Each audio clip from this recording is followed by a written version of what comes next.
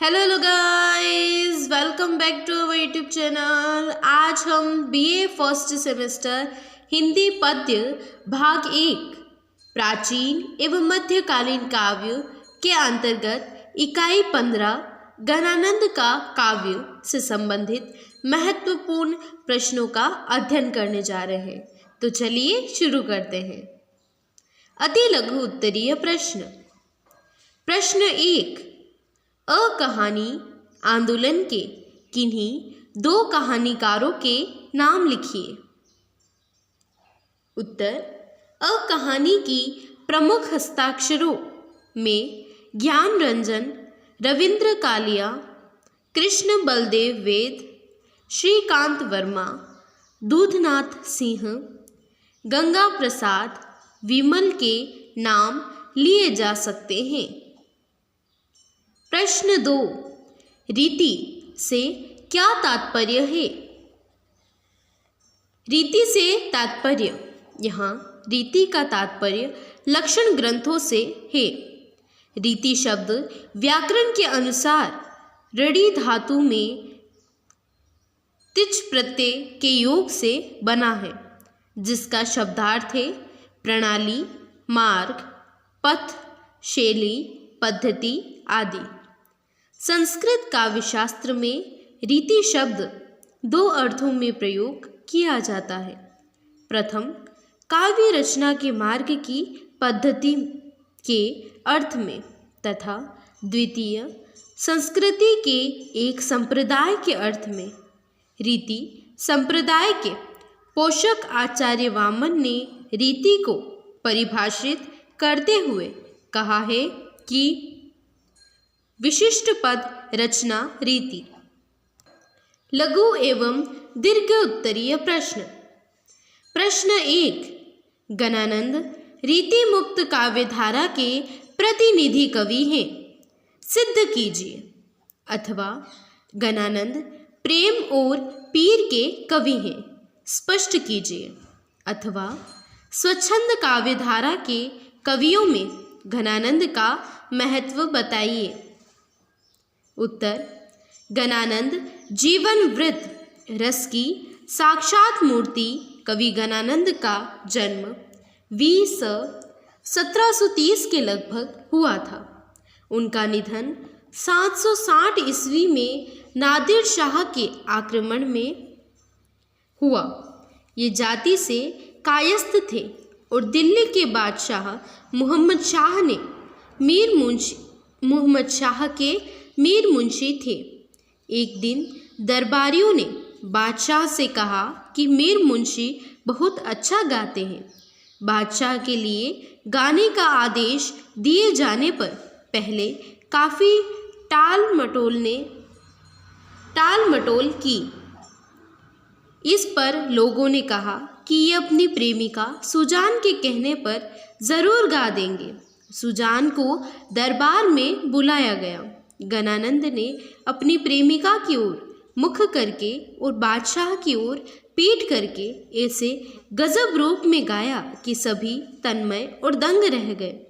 बादशाह जहां एक ओर उनके गाने पर प्रसन्न हुए, वहीं दूसरी ओर उनकी बेअदबी पर रुष्ट होकर बादशाह ने इन्हें शहर से निकाल दिया।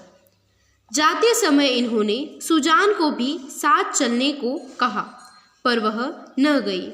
इस पर इन्हें विराग उत्पन्न हो गया और ये वृंदावन चले गए। वहाँ निम्बार्क संप्रदाय में दीक्षित हो गए।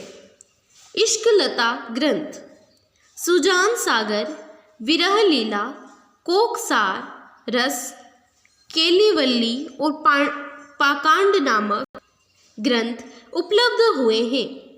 प्रेम की पीर के कवि के रूप में वैसे तो गणानंद की कविताओं में प्रेम के दोनों ही पक्षों, संयोग और वियोग की अनुभूति का सहज प्रकाशन मिलता है, परंतु फिर भी इनकी प्रसिद्धि प्रेम की पीर के कवि के रूप में है।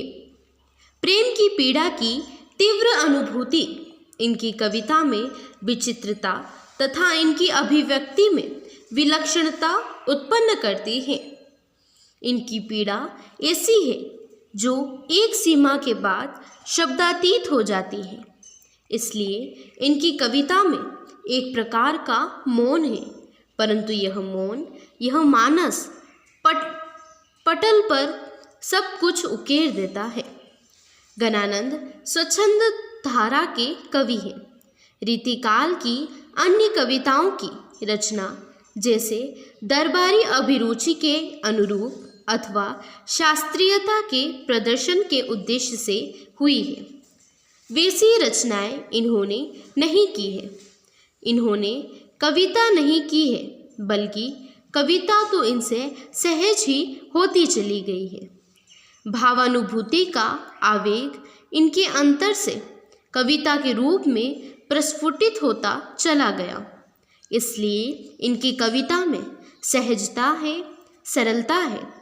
किसी प्रकार का अनावश्यक प्रदर्शन नहीं है, बल्कि भावों का सहज प्रवाह है। वास्तव में भाव ही काव्य की आत्मा है। इसलिए इनकी कविता के अध्ययन और समीक्षा के मानक भी परंपरागत मानकों से भिन्न हैं। गणानंद को प्रेम की पीड़ा मिलती है, पर ये उस पीड़ा में ही आनंद का अनुभव करते हैं। प्रेम को ये साधना का दर्जा देते हैं तथा प्रेम के दोनों ही पक्षों का संपूर्णता से अनुभव करते हैं। प्रश्न 2, गणानंद के काव्य के भाव और शिल्प सौंदर्य का उद्घाटन कीजिए,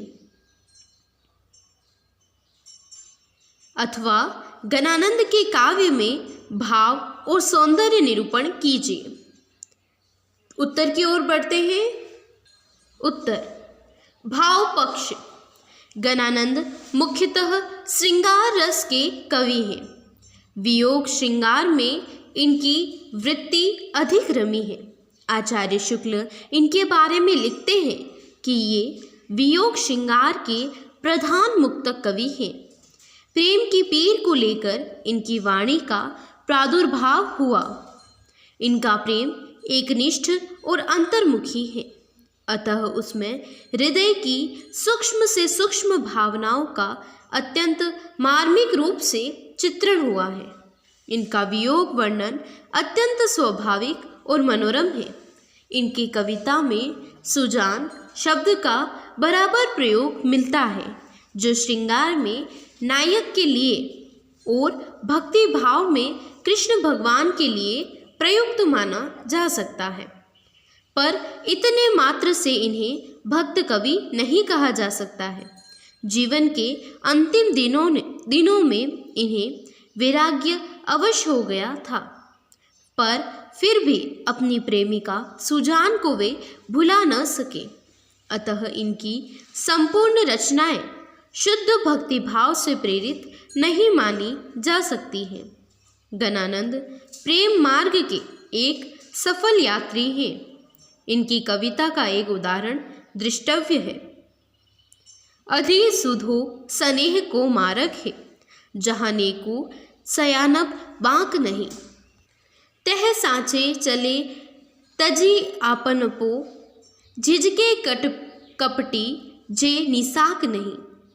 कला पक्ष, इसमें भाषा, अलंकार, छंद, काव्य, गुण अर्थात व्यंजना शक्ति और प्रयोग कौशल आदि आते हैं। ब्रजभाषा का चलतापन और सफाई जो गणानंद में मिलती है, वह अन्यत्र दुर्लभ है। इनकी साहित्यिक ब्रजभाषा में सहज माधुर्य विद्यमान है।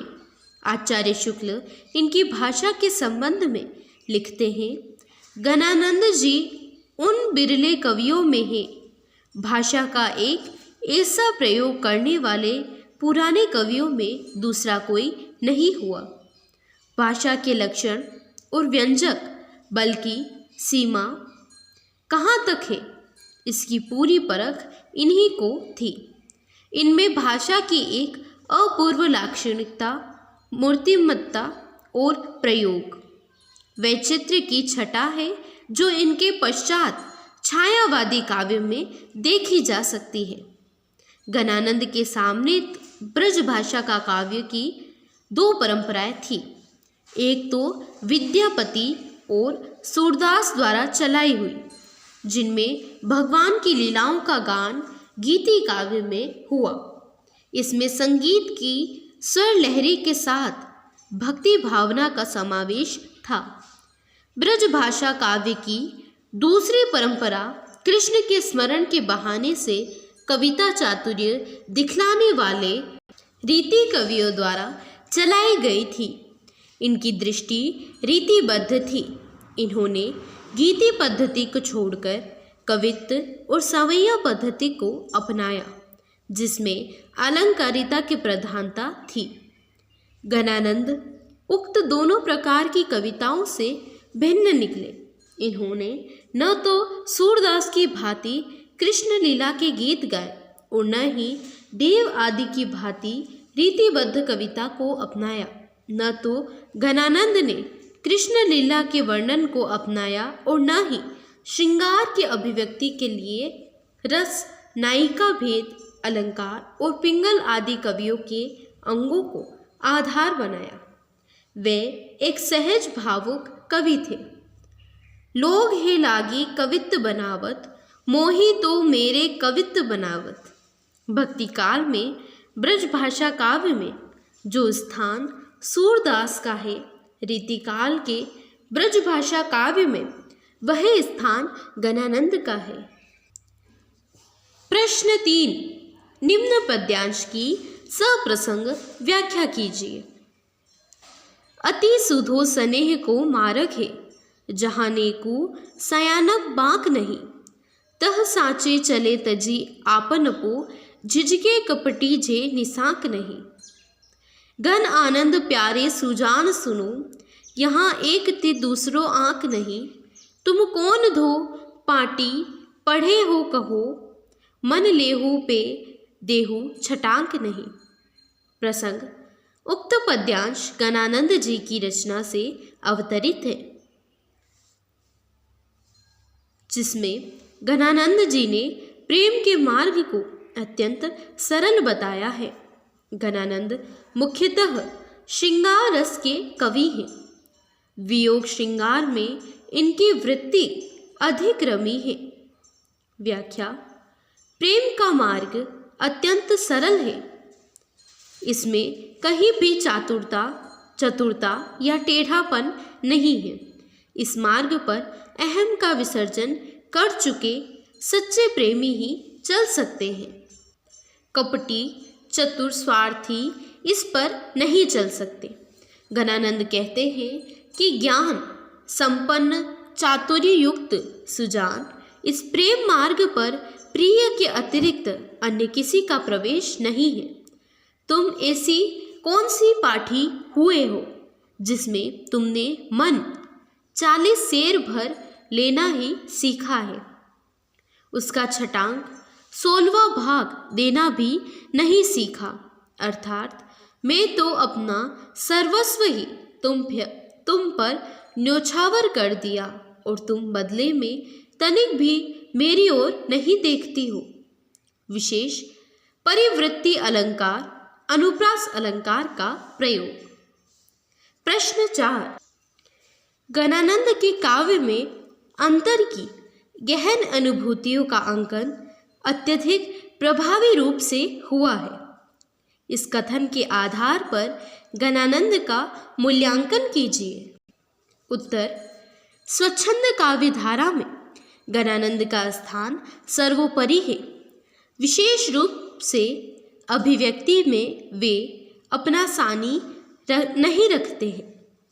उनका काव्य उनके प्रेमोद्गारों का भंडार है। उनके प्रेम के संयोग पक्ष में उल्लास की भावना एवं मादकता इतनी अधिक पाई जाती है कि सुहृदय से पाठकों का हृदय आनंद से आप्लावित हो जाता है। लेकिन गणानंद विशेष रूप से वियोग के कवि हैं, क्योंकि उन्हें संयोग सुख का अवसर बहुत कम मिल सका है। फिर भी वियोग के साथ साथ उन्होंने बहुत ही सुंदर कल्पनाओं तथा मार्मिक भावों का वर्णन किया है। गहन भावानुभूति। गणानंद मुख्यतः भावना के कवि हैं। उन्होंने अपने काव्य के माध्यम से मानव के अंतःस्थल का बड़े ही सहज तथा सरल ढंग से ऐसा प्रकाशन किया है कि अन्य कवि ऐसी सुंदर भाव योजना का सफल चित्रण नहीं कर सके। इस चित्रण का मूल कारण यही रहा है कि गणानंद की प्रेमिका, जिसे वे प्राणों से भी अधिक प्रेम करते थे, उन्हें धोखा देकर स्वयं आनंदपूर्वक महलों में निवास करती है। गणानंद की प्रेम व्यथा यहीं से आरंभ होती है और जीवन पर्यंत चलती रहती है। देखिए, गणानंद स्वयं को अशक्त पाकर सुजान से कहते हैं कि क्यों हंसी हरियो हीरा, अरु क्यों हित के चित्त चाह बढ़ाई, काहे को बोली सुवासनी बैननी, चैननी मैननी सेन चढ़ाई। सो सुधी मोहिय में घनानंद, सालती क्यों हूँ कढ़े न कढ़ाई। मित सुजान अनित की पाटी, इते पे न जानिए कौन पढ़ाई। गणानंद के प्रेम में कृत्रिमता एवं आडंबरों के लिए कोई स्थान नहीं है।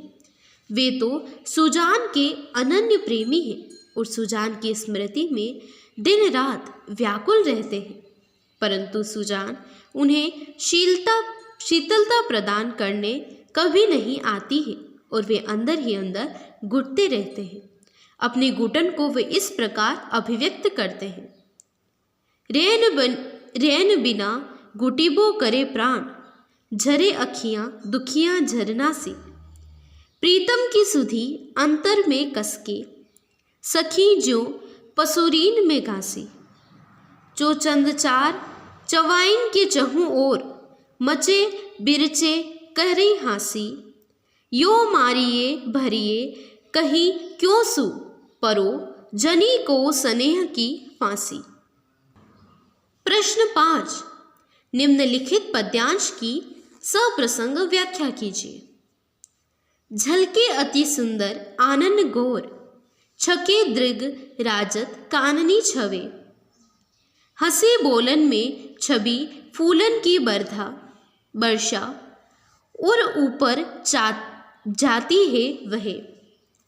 लट लोल कपोल कलोल करे, कलकंठ बनी जल जावली द्वे। अंग अंग तरंग उठे दूती की, परिहि मनोरूप अबे घर चवे। उत्तर। प्रसंग। प्रस्तुत पंक्तियाँ हमारी पाठ्यपुस्तक हिंदी काव्य 1 की रीति काव्य से लिया गया है। इसके रचयिता रीतिकाल के विलक्षण प्रेमाभूति के स्वच्छंद कवि गणानंद जी हैं। संदर्भ।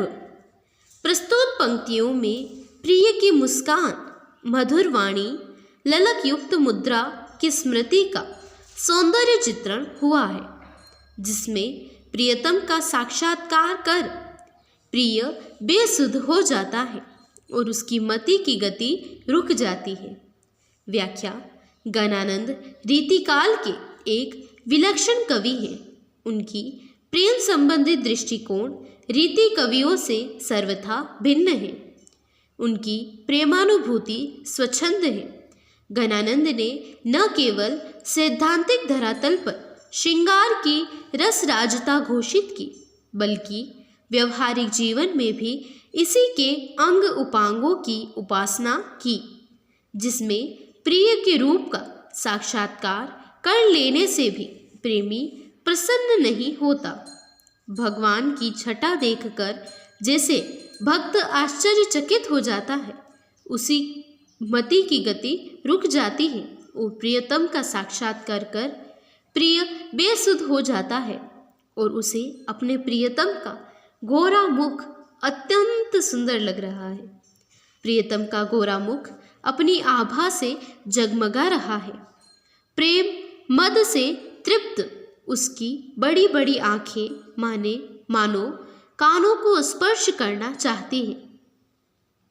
जब वह हंसती बोलती है तो उससे सौंदर्य रूपी फूलों की वर्षा होती है और वह सीधे हृदय पर गिरती है। चंचल अलके गालों पर आ जाती है। लगता है जैसे उसकी लटें गालों से खेलती प्रतीत होती है। उसके गले में 2 लड़की मोतियों की माला शोभायमान है। उसके शरीर का प्रत्येक अंग जगमगा रहा है।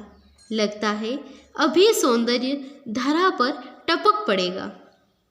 प्रियतम को चेतना से देखने की कला, उसका रंगीलापन को भुलाया नहीं जाता। विशेष रीतिकालीन काव्यदर्श काव्य के बाह्य रूपों को संवारने सजाने में थे। गणानंद के यहाँ अनुभूति पक्ष पर जोर दृष्टिगत होता है। गणानंद के सौंदर्य चित्रण में भी एक गरिमा है जो पाठकों को रस विभोर कर देता है। गणानंद के काव्य में प्रिय की मुस्कान, मधुर वाणी, ललक युक्त मुद्रा की स्मृति का चित्रण हुआ है। प्रेम के प्रति पूर्ण समर्पण ही गणानंद की विशिष्टता है। Thank you guys.